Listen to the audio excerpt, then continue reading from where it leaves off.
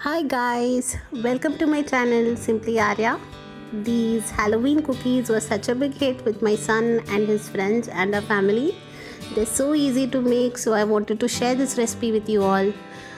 Before we see the recipe, make sure you have subscribed to this channel and give my video a thumbs up so that you can participate in the giveaway. So let's see the recipe. To start off, you need softened butter. Just leave your butter out at room temperature for some time, or you can quickly zap it in the microwave until it is soft and then start using it.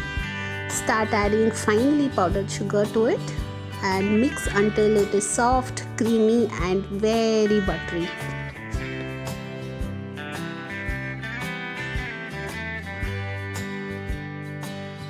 Once that is done, now is when you start adding Maida or all-purpose flour, and you mix until everything comes together. So this is your third ingredient and that's all you need.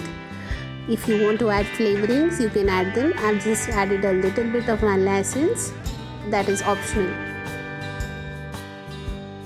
Towards the end, you can start using your hands to combine the dough. Don't knead it, just use your fingers to bring everything together. Put it in a cling film, wrap it and put it in the refrigerator for at least 30 minutes to rest. Once it is time to bake, you bring out the dough and place it in between two parchment papers and start rolling the dough. And here I'm using a bowl just to cut out the circle shape and removing the excess dough. Then I'm using my finger to just make an impression of where the eyes will be on the cookie. I've just recombined the remaining dough and making thumbprint cookies, just making small circular shapes and putting a thumb impression in between, and that's all you'd have to do. Bake these cookies at 150 degrees Celsius for about 10 to 12 minutes.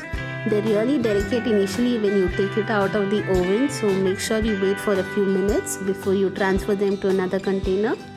And I even baked these in the air fryer at the same temperature and they came out really well. For decorating these cookies, I'm using melted jam and also melted chocolate in a piping bag.